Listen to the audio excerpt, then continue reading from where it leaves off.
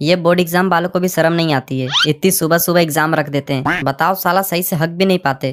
Tension मत ले भाई, वैसे भी हम एग्जाम में हगने ही जा रहे हैं। यार हमको बहुत डर लग रहा है, पता नहीं पेपर कैसा आएगा। मैंने तो कुछ भी नहीं पढ़ा, कल रात को बुखार आ गया था, सिर्फ 18 घंटे ही पढ़ पाई। 18 घंटे? 18 घंटे तो गोलू ने पूरे साल में नहीं पढ़ा। मुझे लग रहा है आज क्वेश्चन नंबर 7 पक्का आएगा। तुझे कैसे पता? क्योंकि वही एक क्वेश्चन है जो मुझे याद नहीं है। प्रिया तूने चैप्टर 5 याद किया? चैप्टर 5? अबे पूरी किताब में 4 ही चैप्टर है ना? नहीं भाई, 15 चैप्टर हैं। चलो अब लेट मत करो, क्लास में चलते हैं, नहीं तो एंट्री बंद हो जाएगी। अभी तो 10 मिनट है, क्या करेगा इतनी जल्दी जाके? कॉपी पे लाइनिंग करूंगा। चलो चलो सब अपना क्लासरूम देखते हैं। इसका इधर है, मेरा किधर है? सबका रोल नंबर एक ही क्लास में है, रूम नंबर 7। ये जूते बाहर निकाल कर अंदर आना।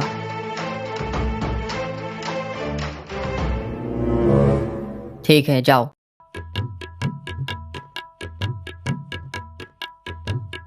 जाओ लाओ कंपोक्स चेक कराओ तुम्हारा। ये लो सर। ये क्या है? सर कंपोक्स। ये कंपोक्स लाने की क्या जरूरत थी? एक पेन तो तुम जेब में भी ला सकते थे। जाओ। ये चांदा प्रकार क्यों लेके आए हो? सर आज मैथ का एक भी क्वेश्चन नहीं छोड़ेंगे, पूरी तैयारी के साथ आए हैं। मैथ? आज तो साइंस का पेपर है ना।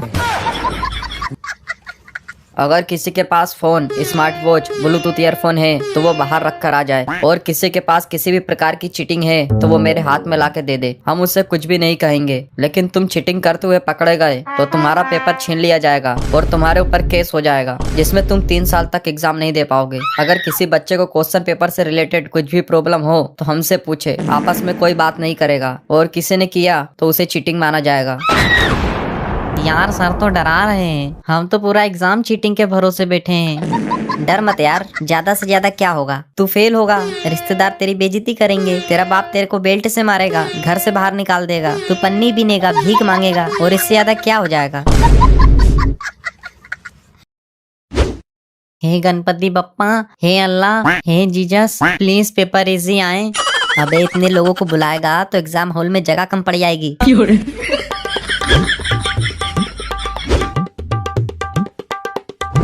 मेरे को क्वेश्चन 1 आ रहा है, 2 भी आ रहा है, 3 भी आ रहा है, 4, 5, 6, 7, 8, 9, 10। हमको तो सभी क्वेश्चन आ रहा है।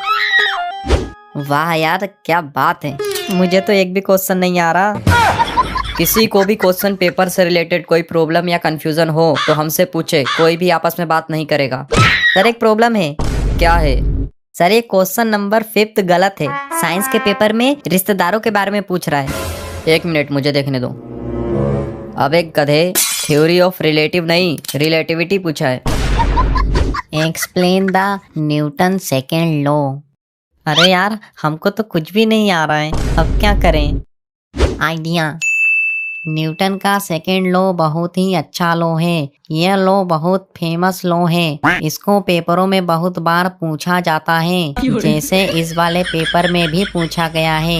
न्यूटन के सेकेंड लॉ की सबसे बड़ी बात यह है कि यह लॉ हमेशा फर्स्ट लॉ के बाद आता है, और उससे भी दिलचस्प बात यह है कि ये सेकेंड लॉ हमेशा थर्ड लॉ के पहले आता है। हम सब इस लॉ की बहुत इज्जत करते हैं। खाना खाने से पहले 108 बार इस सेकेंड लॉ का नाम लेते हैं। इस सेकेंड लॉ की जितनी तारीफ करूं उतनी कम है। खैर अभी मेरे पास टाइम कम है और भी क्वेश्चन करना है, इसके आगे की तारीफ मैं किसी और पेपर में करूंगा। चलो 5 मार्क्स का क्वेश्चन था, 6 मार्क्स तो मिल ही जाएंगे। Sir extra seat please. अबे लिख रहा है, कॉपी के पन्ने गिन रहा है। मैंने तो अभी तक अपना रोल नंबर भी ढंग से नहीं लिखा। ओए चतुर, 10th का आंसर बता दे जल्दी। नो टॉकिंग, साइलेंस, सिर्फ पेन की आवाज आनी चाहिए। भाई बताना। मैं नहीं बताऊंगा, आज मैंने तुझे चीटिंग करवा दिया तो तेरी आदत हो जाएगी चीटिंग करने की, फिर तू जिंदगी में कुछ बड़ा नहीं कर पाएगा। मैं चाहता हूँ कि तू एक अच्छा इंसान बने, जिंदगी में कुछ बड़ा करे। चल ज्ञान मत दे, तू आंसर बता रहा है या नहीं? नहीं बताऊंगा। भाई देख, अगर तू नहीं बताएगा तो मैं सर से बोल दूंगा कि तू मुझे डिस्टर्ब कर रहा है। हम दोनों फेल होंगे साथ में। अच्छा लिख। THE CHEMICAL chemical. REACTION reaction. Is EXOTHERMIC exothermic. Comma. भाई कोमा की स्पेलिंग तो बता। रहने दे भाई, छोड़, क्या करेगा पास होके।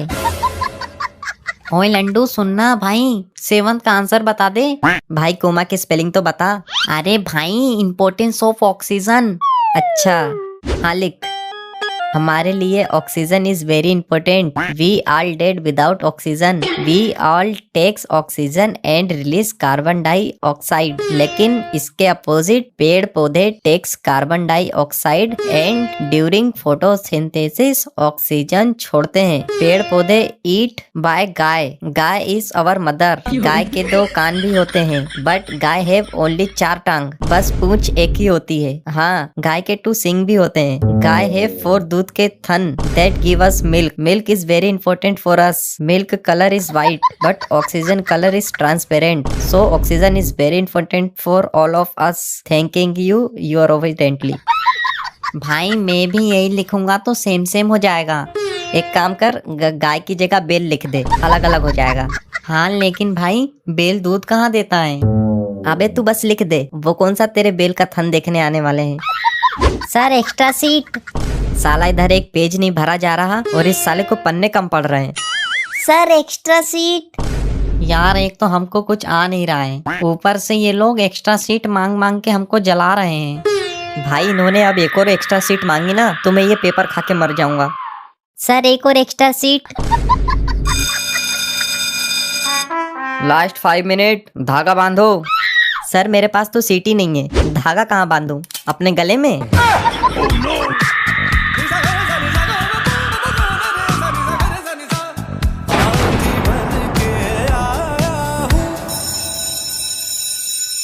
टाइम अप, छोड़ो पेन, अब कोई नहीं लिखेगा।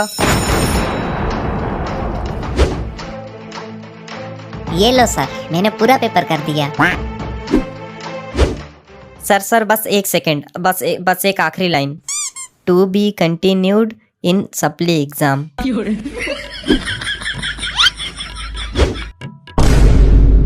इसमें तो सिर्फ जय माता दी लिखा है। सर भक्ति में ही शक्ति है। सर आप प्लीज मार्क्स दे दीजिएगा, आपको माता रानी की कसम।